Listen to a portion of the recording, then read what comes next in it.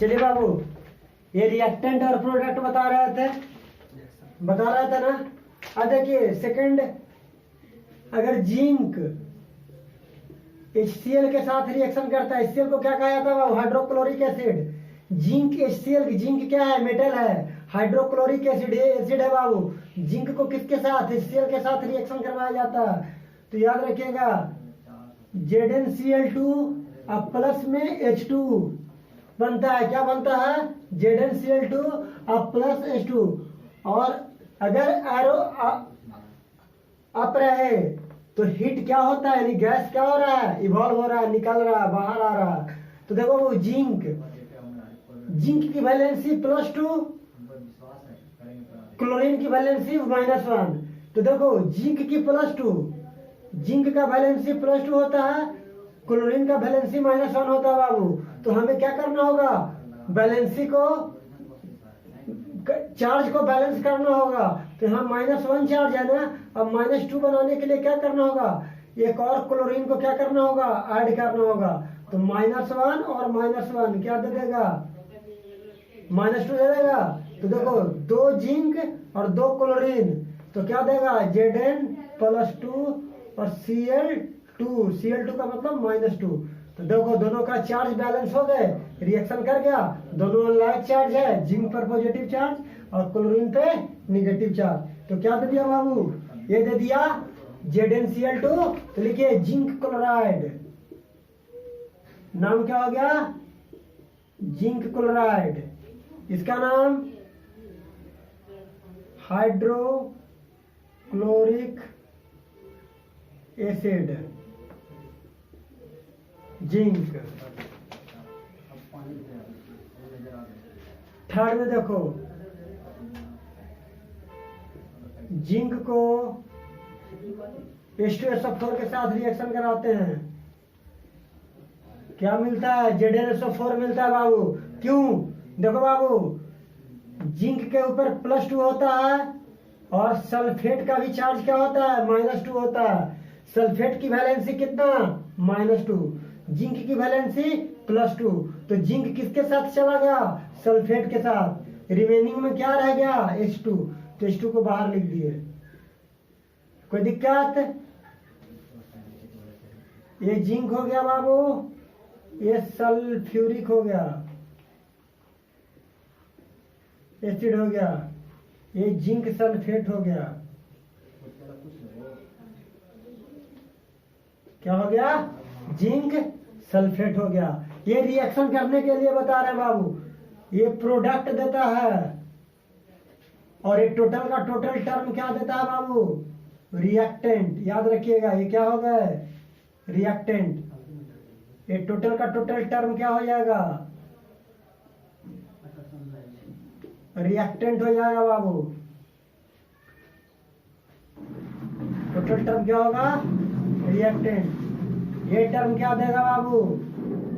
Product. समझिए ना। RHS side क्या मिलता है?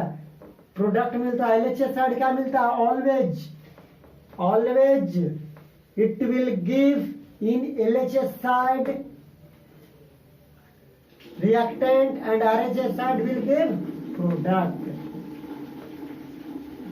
Memorise it. चलिए बाबू, ये रिएक्शन बतला दिए जिंक को। अब क्या था बाबू? हमने बतलाया था, लिखिए रिएक्शन क्यों होता है। देखो, milk is left at room temperature,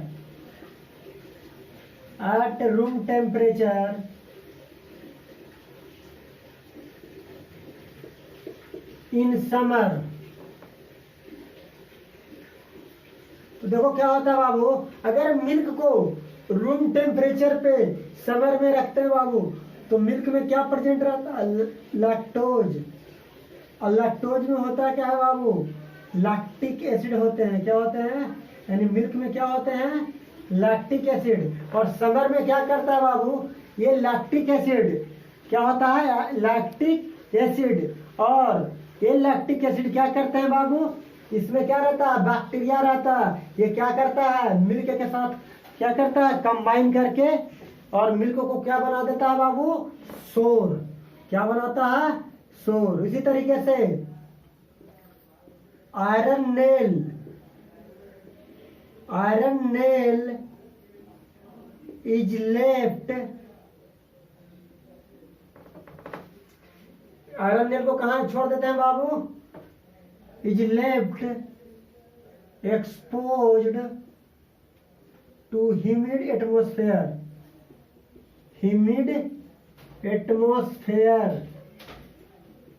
यानी जिसमें क्या हो, नमी हो, ह्यूमिड, वैसा एयर। ह्यूमिड का मतलब क्या, ह्यूमिड एटमोस्फेयर, जिस एयर में क्या हो, वाटर प्रेजेंट हो। क्या प्रेजेंट हो बाबू, वाटर, तो उसको क्या कहते हैं, ह्यूमिड एटमोस्फेयर, नमी हो।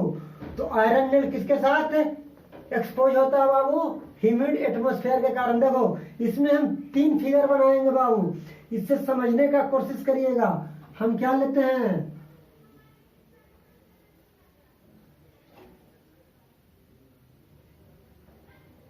हम एक कंटेनर लेते हैं बाबू, बीकर जो कह सकते हो। इसको क्या करते हैं बाबू,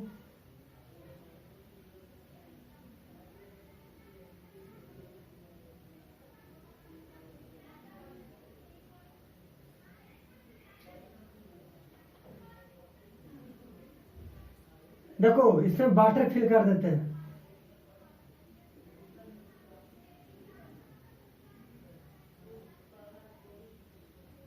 क्या फिल कर देते हैं बाबू, वाटर। ये क्या रहेगा बाबू, एयर, ये है एयर।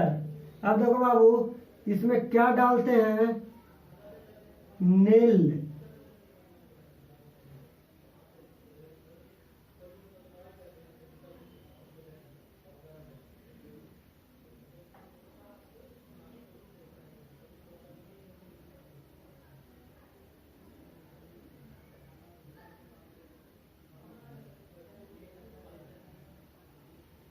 ये नेल हो गया बाबू। देखो डॉट डॉट जो हुआ बाबू, ये रस्टिंग को दिखा रहा है। ये डॉट डॉट जो दिए हैं ये रस्टिंग को दिखा रहा है। ये आयरन रस्ट है। क्या है बाबू, रस्ट। ये रस्ट हो गया बाबू। ये आपका वाटर हो गया बाबू। क्या हो गया, जब वाटर में नेल को डालते हैं बाबू, ये आयरन का नेल हो गया। क्या हो गया बाबू, ये नेल हो गया। ये नेल हो गया बाबू, ये रस्ट हो गया। एक कॉर्क लगा देते हैं। क्या लगाते हैं, कॉर्क। देखो बाबू जब वाटर में नेल को डालते हैं तो उस पर क्या हो जाता है बाबू, रस्ट हो जाता है। इसको ऐसे लिख दो ना, सबसे अच्छा रहेगा, रस्टेड नेल। ऐसा नेल जिसपे क्या हो, रस्ट हो। अब देखो बाबू सेकंड फिगर देखिए, क्या लिए थे, वाटर न लिए थे। अगर वाटर नहीं लेंगे बाबू, हाँ सॉरी वाटर लेंगे, लेकिन कैसा वाटर लेंगे, ध्यान रखिएगा, बॉयल वाटर लेंगे। ये वाटर लिए थे ना। अब देखिए इस बार भी आयरन का नेल लेते हैं बाबू, ध्यान दो, आयरन का नेल जिसको काटी कहते हो।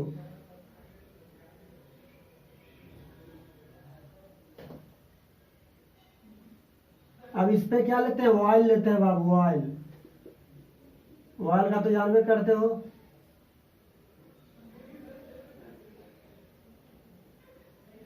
अब एक किसको क्या करते हैं,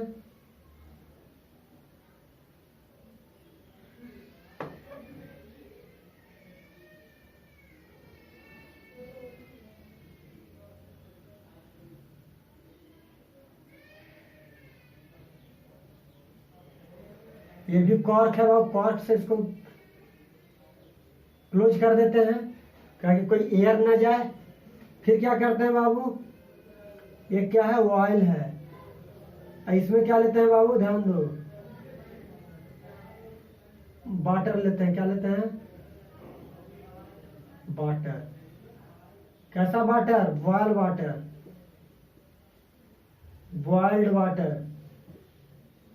कोई दिक्कत, देखो बॉयल वाटर लिए तो क्या हुआ, आयरन के ऊपर कोई रस्टिंग है, कोई रस्ट नहीं है। इसमें क्या था, जो डॉट डॉट अंदर दिए हैं नील के अंदर, वो रस्टिंग को इंडिकेट कर रहा है। किसको, इसमें कोई रस्ट नहीं है। इसका मतलब क्या हुआ, अगर बॉयल वाटर है उसके ऊपर अगर ऑयल है और वाटर के नीचे अगर हम नेल को रखते हैं तो उस पर रस्टिंग नहीं होता है। क्या होता है बाबू? रस्टिंग नहीं हो रहा है। और कुछ टाइम के लिए, कुछ टाइम का 1 घंटा 2 घंटा, कुछ दिनों के लिए 20 डेज 1 मंथ 2 मंथ के लिए क्या कर देते हैं?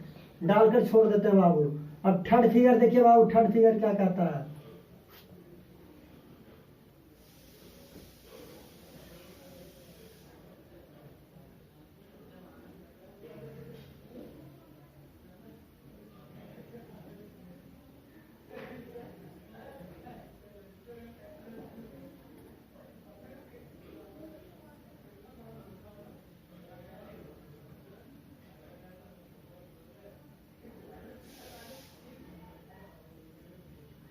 ये भी आपका कॉर्क है बाबू। अब देखिए बाबू, कॉर्क है, इसमें नेल को डालिए।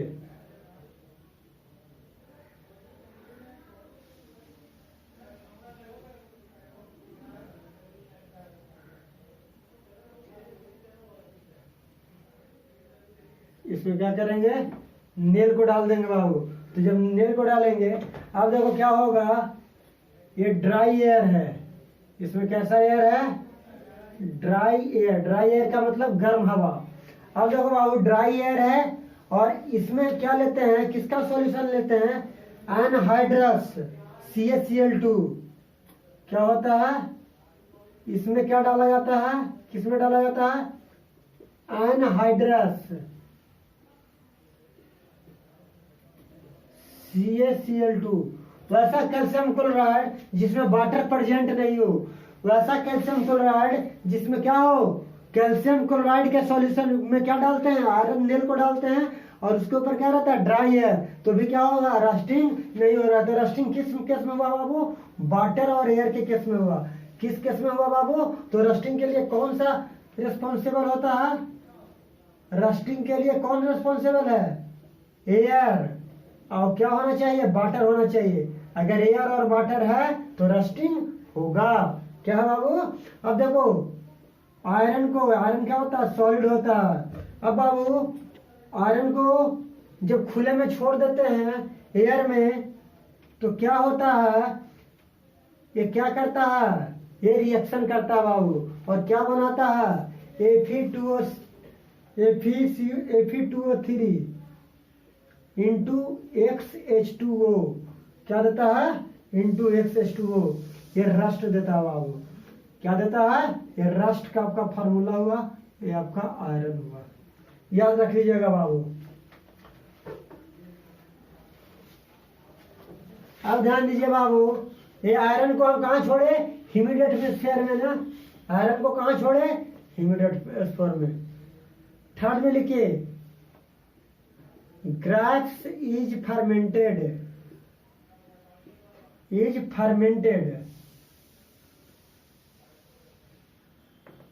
ग्रेप्स क्या करेगा? अगर फर्मेंट करेगा तो ग्रेप्स को फर्मेंटेशन करवाते हैं।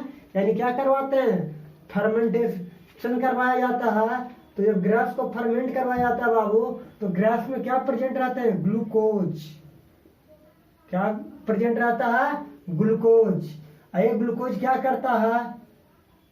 ईस्ट के प्रेजेंस में क्या करता है बाबू? ब्रेक करता है। क्या देता है? इथानॉल देता है।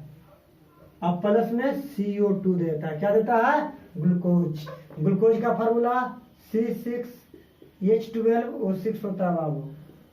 ये ग्लूकोज का फार्मूला हो गया C6H12O6। देखो, ग्रेप्स में क्या प्रेजेंट होता है? ग्लूकोज प्रेजेंट होता है और फर्मेंट किया जाता है। फर्मेंट का मतलब क्या हो जाता है? उसको फर्मेंटेशन करने का मतलब कि सड़ाया जाता है, इस तरीके से कहो। तो उससे क्या निकलता है? इथानॉल निकलता है। प्लस में क्या मिलता है? CO2। ठीक है ना? उसको, और इथानॉल का तो जानवे करते हो कहाँ यूज होता है? आपका मेडिसिन वगैरह में भी यूज होता है। फिर उसके बाद आपका इथानॉल का यूज होता है वाइन वगैरह बनाने के लिए। और इथानॉल आपको राइस से भी निकाला जाता है। आपका चावल को भी फर्मेंटेशन करके क्या किया जाता है? अब देखो बाबू, फोर्थ में फूड को कुकड किया जाता है, वो बताए थे। फिर डाइजेशन ऑफ फूड बताए थे, ये भी केमिकल रिएक्शन का ही पार्ट है, डाइजेशन ऑफ फूड। ये भी केमिकल क्या करते हैं, रिएक्शन करते हैं। हो गया बाबू, या ऐसे लिख दो, food is digested in our body. देखो बाबू, हमारे बॉडी में फूड कैसे डाइजेस्ट करते हैं, तो हमारे स्टोमक और इंटेस्टाइन में क्या प्रेजेंट है, हमारे स्टोमक और इंटेस्टाइन में बाबू इंजाइम्स प्रेजेंट है। वो इंजाइम्स क्या करता है, फूड को सिंपलर फॉर्म में छोटे छोटे मॉलिक्यूल्स में क्या करता है, ब्रेक डाउन करता है, और वो क्या फिर होता है, वो इजीली में डाइजेस्ट होता है। तो आपका क्या हो गया बाबू, केमिकल रिएक्शन से रिलेटेड हो गया। अब हेडलाइन दीजिए कैरेक्टरिस्टिक्स, अब हेडलाइन दीजिए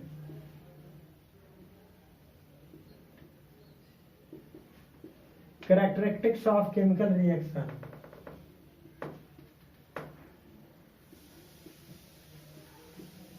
केमिकल रिएक्शन, पहला देखो,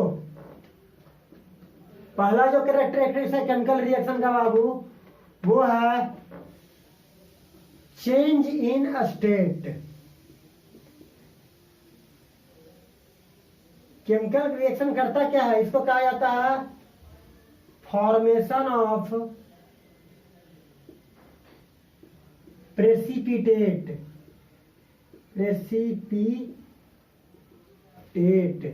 प्रेसिपिटेट का फॉर्मेशन कैसे होता है, प्रेसिपिटेट होता क्या है बाबू, एक व्हाइट कलर का एक सॉलिड होता है जो रिएक्शन के बाद जो आपको रेसिड्यू मिलते हैं।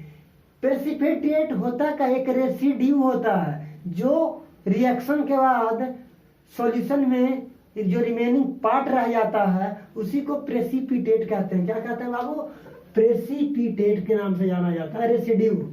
इसका नाम क्या होता है, रेसिड्यू भी कहा जाता है। जो पार्टिकल्स रिएक्शन के बाद जो पार्ट पोर्शन इनसॉल्युबल होता है, यानी रिएक्शन में जो इनसॉल्युबल पार्ट होता है, उसी को प्रेसिपिटेट के नाम से जाना जाता है। तो देखो बाबू, चेंज इन स्टेट क्या क्या कहता है बाबू, पहला।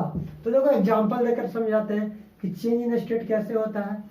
तो हमने बताया था PbNO3 किस स्टेट में होता है बाबू, एक्वस। इसको हम लोग क्या करते हैं, पोटासियम आयोडाइड भी क्या लेते हैं बाबू, एक्वस। इसको क्या करवाया जाता है, रिएक्शन करवाया जाता है बाबू। तो पोटासियम किसके साथ, लीड किसके साथ रिएक्ट करेगा, आयोडीन के साथ, क्योंकि पोटेशियम की वैलेंसी +2 होता है ना, सॉरी हाँ +1 या +2, और आयोडीन की वैलेंसी -1। कितना होता है बाबू, -1 होता है, और लीड की +2 होती है। तो देखो क्या बन जाएगा, PbI2 सॉलिड। इसका मतलब क्या, सॉलिड। यहाँ क्या था, एक्वस में था, यहाँ क्या मिल गया, सॉलिड। प्लस में क्या देता है बाबू, KNO3। चलो बैलेंस कर देते हैं, पिछले में बैलेंस करके। लेकिन ये एक्वस फॉर्म में होता है बाबू, ये एक्वस फॉर्म में होता है। इसको लीड नाइट्रेट कहा जाता है।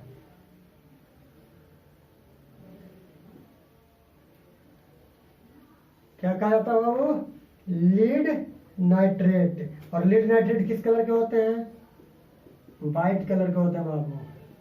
अब इसको पोटासियम आयोडाइड नाम दिया गया है ना, तो potassium iodide orange brown colour के होते हैं ना।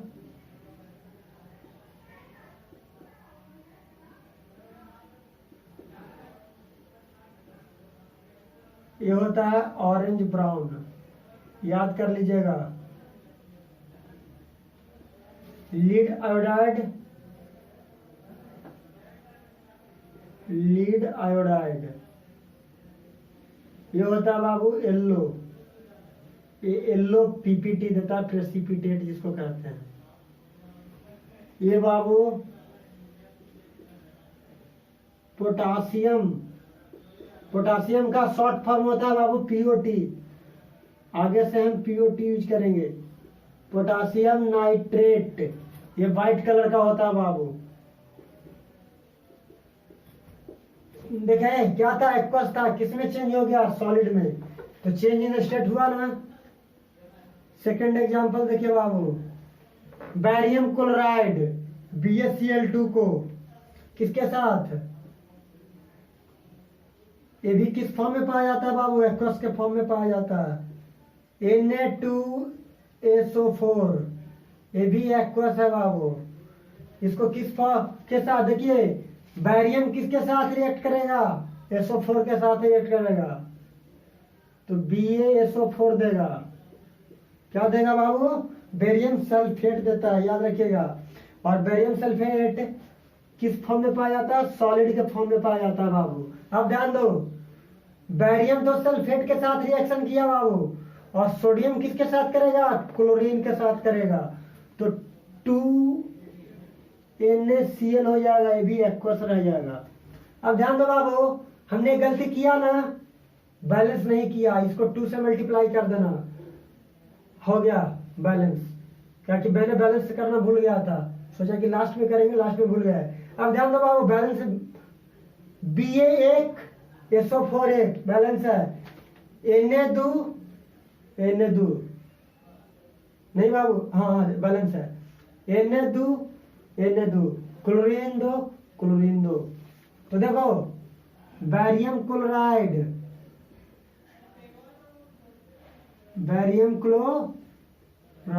अब बताओ बाबू, बैरियम क्लोराइड किस कलर में पाया जाता है, बैरियम क्लोराइड येलो ग्रीन में पाया जाता है बाबू, इसका जो कलर है येलो ग्रीन होता है बाबू, याद रखिएगा। बैरियम क्लोराइड येलो ग्रीन में पाए जाते हैं, सोडियम सल्फेट व्हाइट कलर का होता है, इसको सोडियम सल्फेट नाम दिया गया है, सोडियम सल्फेट, ये व्हाइट कलर का होता है बाबू, ये बैरियम सल्फेट हो गया बाबू, बैरियम। अब बताओ बाबू, बैरियम सल्फेट किस कलर का होता है, बैरियम सल्फेट भी व्हाइट कलर का होता है, ये भी व्हाइट PPT देता है। अब देखो सोडियम क्लोराइड का कोई कलर नहीं होता है, ठीक है, बैलेंस है ना, बैलेंस है, चलो बैलेंस है बाबू। तो याद है, देखो बैरियम सल्फेट के साथ आया, क्यों, देखो बैरियम की वैलेंसी +2, सल्फेट की वैलेंसी 2-, तो अनलाइक चार्ज था ना, सोडियम की वैलेंसी कितना, +1, सोडियम की वैलेंसी, तो यहाँ भी प्लस यहाँ भी प्लस, तो बैरियम क्लोरीन नहीं कर सकता है, लेकिन बैरियम और सल्फेट करेगा, इसलिए बैरियम को सल्फेट के साथ, सोडियम के साथ नहीं, सल्फेट के साथ रिएक्शन करवाया गया है। क्या हो गया बाबू, चेंज इन स्टेट, एक्वस से सॉलिड में चला गया।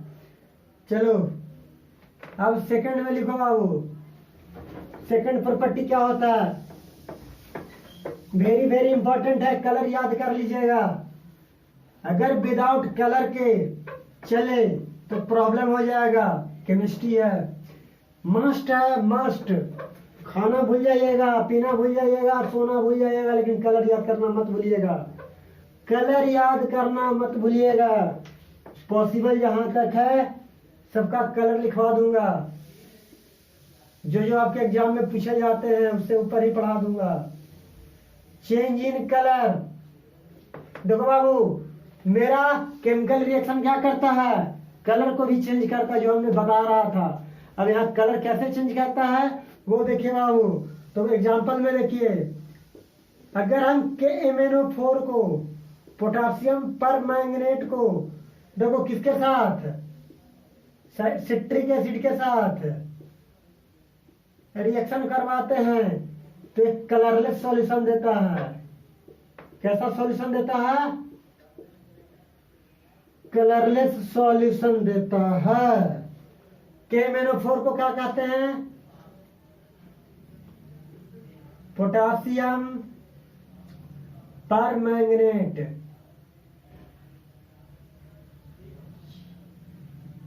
पोटासियम परमैंगनेट ये बाबू या तो पिंक कलर में मिलेंगे या कोई बुक उसको पर्पल कलर लिखता है, तो या तो पिंक या तो पर्पल, याद रखिएगा। तो कैसा सॉल्यूशन देता है, जब पोटासियम पर मैग्नेट को साइट्रिक एसिड के साथ रिएक्शन करवाते हैं तो कलरलेस, कोई कलर नहीं देता बाबू। अगर कलर नहीं देता है तो मैंने क्या समझा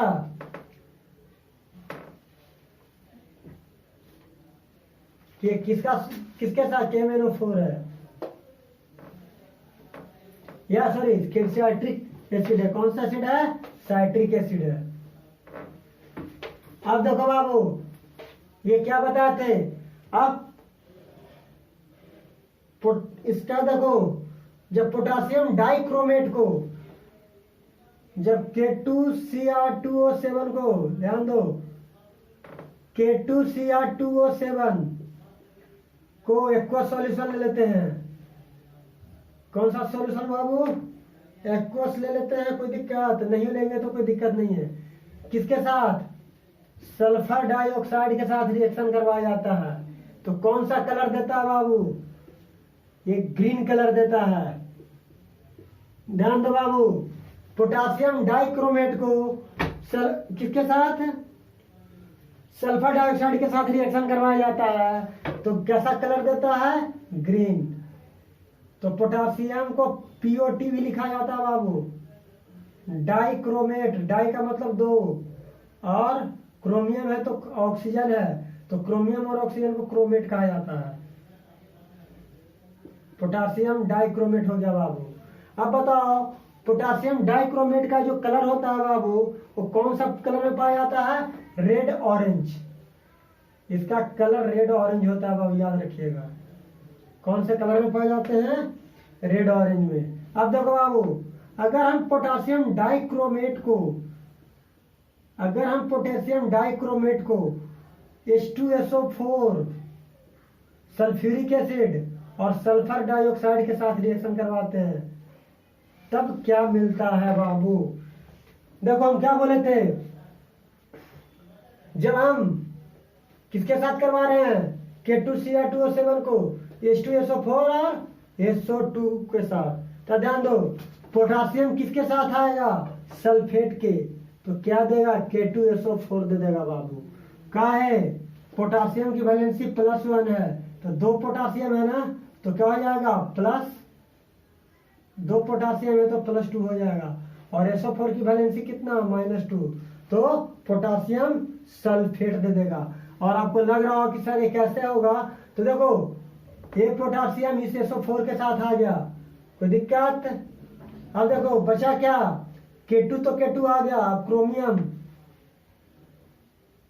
अब बताओ क्रोमियम किसके साथ आएगा बाबू, Cr2, फिर SO2 है ना, तो देखो SO4 होल 3 हो जाता है, Cr2SO4 होल 3 हो जाता है।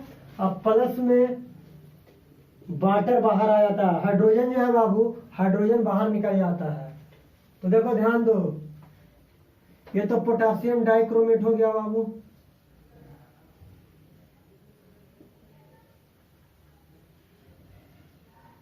इसका कलर रेड ऑरेंज होता है। पोटासियम डाइक्रोमेट का कलर रेड ऑरेंज होता है। अब बेरियम क्लोराइड का colour orange green yellow green होता है। तो याद रखिएगा। अब K2SO4 का कलर कैसा होगा बाबू, व्हाइट कलर का होगा। पोटासियम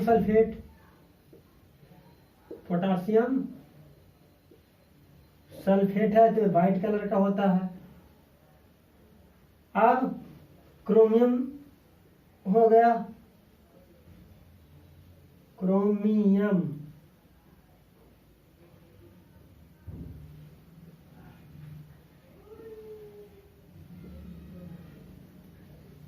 सल्फेट है बाबू। अब बताओ क्रोमियम सल्फेट मिलाना। अब इसका कलर बताओ बाबू, ये कौन सा कलर में पाया जाता है, एक ग्रीन और वायलेट में पाया जाता है, green violet. Potassium chromium disulphate का कलर क्या होता है, ग्रीन वायलेट होता है बाबू। तो क्रोमियम भी positive charge, sulphate minus charge, potassium positive, sulphate negative. तो क्या हो गया बाबू, चेंज इन कलर हो गया ना, कोई दिक्कत। ये सेकंड प्रॉपर्टी था ना बाबू, change in colour second property था ना। अब आइए थर्ड कैरेक्टरिस्टिक्स क्या है बाबू, अब बताते हैं इवोल्यूशन ऑफ गैस। क्या होता है बाबू, इवोल्यूशन ऑफ गैस। देखो बाबू, जब हम रिएक्शन करवाते हैं तो क्या होता है, कुछ गैस या तो एब्जॉर्ब होंगे या तो गैस रिलीज होंगे। रिएक्शन में क्या होता है, जब रिएक्शन होता है बाबू तो या तो गैस रिलीज करेंगे या तो हम क्या बोले, evolution of gas, evolution of gas. तो ध्यान दो बाबू, इवोल्यूशन ऑफ गैस क्या होता है। तो इवोल्यूशन ऑफ गैस में होता है क्या बाबू, कुछ नहीं है, एकदम याद रख लेना। एग्जाम्पल में देख लो, कुछ भी ले लो ना। देखो जिंक है, फैमिलियर है इसीलिए इसको जिंक को लेते हैं। तो जब जिंक को HCl के साथ रिएक्शन करवाएंगे बाबू तो ZnCl2 बनेगा और प्लस में हाइड्रोजन गैस बाहर आएगा। तो देखो ZnCl2 ना, तो 2 से मल्टीप्लाई कर दो, 2 hydrogen 2 hydrogen, 2 chlorine 2 chlorine, 1 zinc 1 zinc. तो ये जिंक हो गया बाबू, हाइड्रोजन क्लोराइड हो गया बाबू, हाइड्रोजन क्लोराइड हो गया। रिएक्शन याद करने वाला होगा, करना होगा बाबू, जिंक क्लोराइड इसको कहेंगे। पहला एग्जाम्पल। अब बताओ, अगर जिंक को H2SO4 के साथ रिएक्शन करवाया जो जाए तो ये भी तो एसिड है। ये सब कैसा एसिड है बाबू, HCl हो गया, चाहे H2SO4, ये सभी के सभी स्ट्रॉन्ग एसिड है। क्या है बाबू, ZnSO4 और प्लस में क्या देगा बाबू, H2 देगा। क्या देगा बाबू, ZnSO4 प्लस H2 देगा। देखो ये जिंक हुआ बाबू, ये सल्फ्यूरिक एसिड हो गया, ये जिंक सल्फेट हो गया,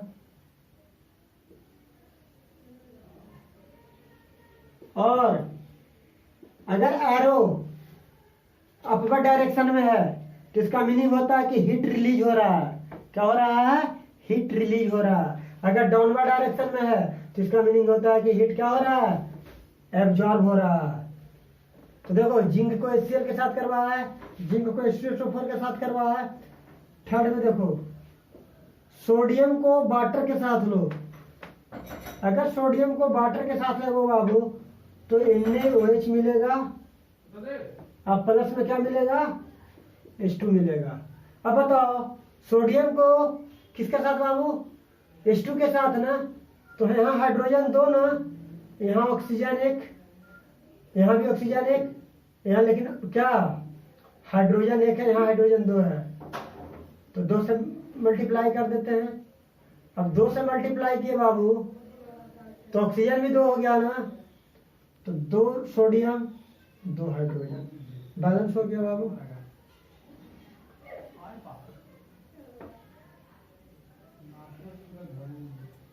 ये हो गया सोडियम हाइड्रोक्साइड।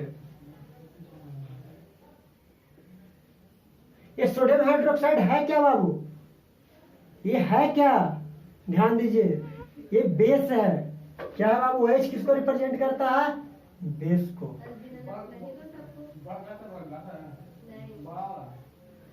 अब ध्यान दो बाबू, थर्ड में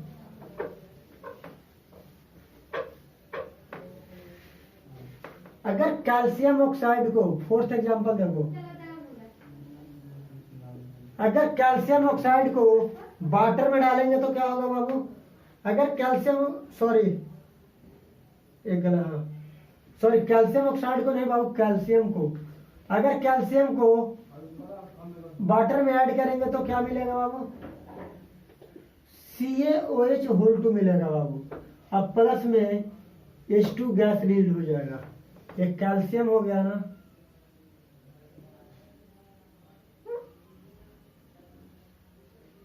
ये वाटर हो गया बाबू, ये भी वाटर हो गया, ये कैल्शियम हाइड्रोक्साइड हो गया, कैल्शियम हाइड्रोक्साइड पढ़ाएंगे बाबू, किसके बारे में बतलाएंगे। देखो बाबू, कैल्शियम हाइड्रोक्साइड, क्यों, ध्यान दो कैसे रिएक्शन हुआ है। देखो कैल्शियम प्लस H2O ना, तो Ca प्लस OH H लिख सकते हैं, या ऐसे लिख सकते हैं, ऑक्सीजन हाइड्रोजन हाइड्रोजन। अब बताओ ये इसके साथ आ गया ना, अब बचा क्या, हाइड्रोजन। तो हाइड्रोजन किसके साथ बाबू, बाहर निकल गया ना हाइड्रोजन, और कैल्शियम ऑक्सीजन के साथ हो गया ना। तो देखो कैल्शियम की वैलेंसी कितना, +2 ना, तो हमें क्या करना होगा, एक और ऑक्साइड को, इसको क्या कहते हैं, ऑक्साइड, OH का क्या नाम है, ऑक्साइड। तो एक और ऑक्साइड को ऐड किए ना बाबू, तो जब एक ऑक्साइड को ऐड किए तो CaOH, तो ध्यान दो AOH और AOH इसके साथ आ गया, ये हाइड्रोजन दो हाइड्रोजन हो गया ना, ये दो हाइड्रोजन बाहर निकल गया ना। तब देखो क्या लिखे हैं, इसी चीज को लिखे हैं CaOH OH OH OH, तो 2OH 2H, एक हाइड्रोजन है एक हाइड्रोजन है, दो हाइड्रोजन बाहर आ गया ना। तो OH के ऊपर -2, कैल्शियम के ऊपर +2, तो +2 और -2 चार्ज अगर बैलेंस हो गए, सॉरी वैलेंसी अगर बैलेंस हो गई और अनलाइक चार्ज है तो रिएक्ट कर गया ना। तो इस तरीके से रिएक्शन होता है बाबू, याद रखिएगा। इसको क्या कहेंगे बाबू। अब फोर्थ है बाबू, change in temperature, change in temperature. अब टेम्परेचर में चेंजिंग कैसे होगा बाबू, तो ध्यान दो क्या करता है, अगर रिएक्शन होता है बाबू, अगर हम कंबाइन करते हैं तो क्या होता है, कॉम्बिनेशन के दौरान क्या होता है बाबू, अकॉर्डिंग टू ड्यूरिंग कॉम्बिनेशन कुछ हीट क्या होते हैं, रिलीज होते हैं। क्या होते हैं, रिएक्शन से क्या होते हैं, कुछ हीट क्या होते हैं बाबू, तो रिलीज होते हैं। जैसे देखे बाबू, हम आपको बताए थे, जो पहले वाला एग्जांपल था वही लेते हैं, Zn प्लस HCl, तो क्या हो रहा था, ZnCl2 हो रहा था, प्लस में H2 गैस हो रहा था, और साथ में हीट क्या करेगा बाबू, रिलीज करेगा, साथ में क्या देगा, हीट भी रिलीज करेगा। ठीक है, अगर RHS साइड में हीट लिखा हुआ हो तो इसका मीनिंग होता है कि हीट रिलीज कर रहा है। अगर LHS साइड में हीट अगर है तो इसका मतलब है कि वो हीट क्या कर रहा है, एब्जॉर्ब कर रहा है। क्या कर रहा है, हीट एब्जॉर्ब कर रहा है। तो देखो बैलेंस है, नहीं है, 2HCl कर दिए, कर दिए। अब देखो पहला ये क्या देगा बाबू, जिंक क्लोराइड देगा,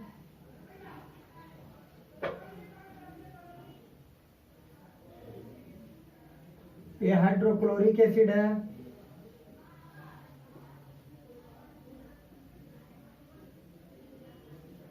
ये जिंक है बाबू। अब देखो सेकंड एग्जांपल,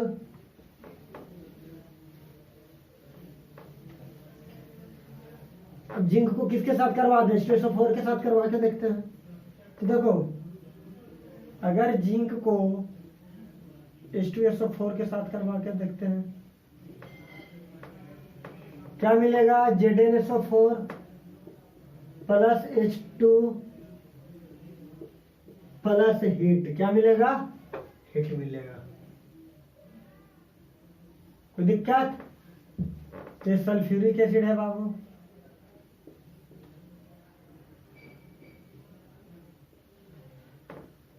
ये जिंक हो गया बाबू, ये जिंक सल्फेट हो गया बाबू।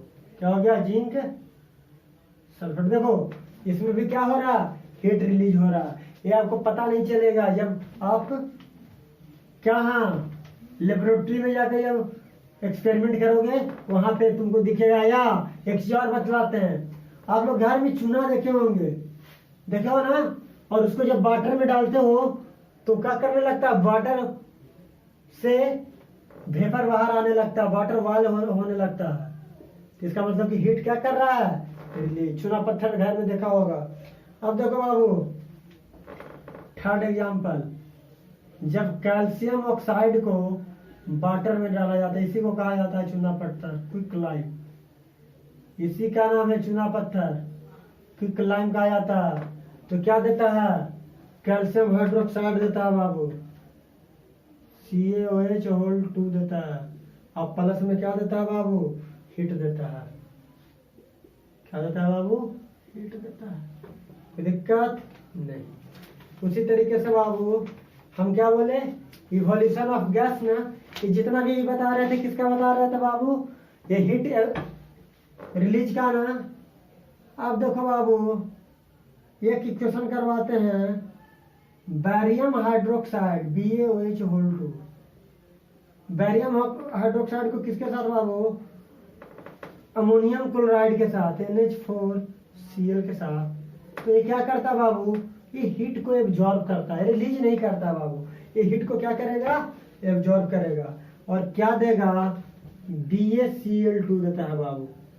क्या देता है, अब बचेगा क्या, BaCl2 देगा तो NH3 बचेगा, और प्लस में वाटर। रिएक्शन को याद करना पड़ेगा बाबू, कोई चारा नहीं है। इसको अमोनिया कहते हैं।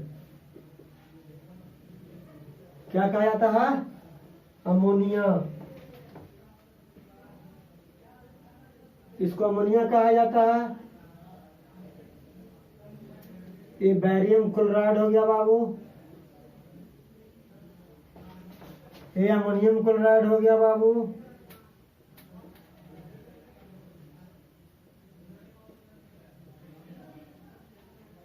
ये बैरियम हाइड्रोक्साइड हो गया बाबू।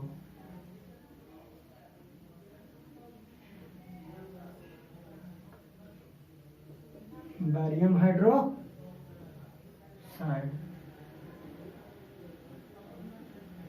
तो बाबू ये आपका केमिकल रिएक्शन फिनिश होता है। कल स्टार्ट करेंगे केमिकल इक्वेशन, कुछ छूटा भी नहीं। अब कल से केमिकल इक्वेशन स्टार्ट करेंगे बाबू। Thank you, all the best.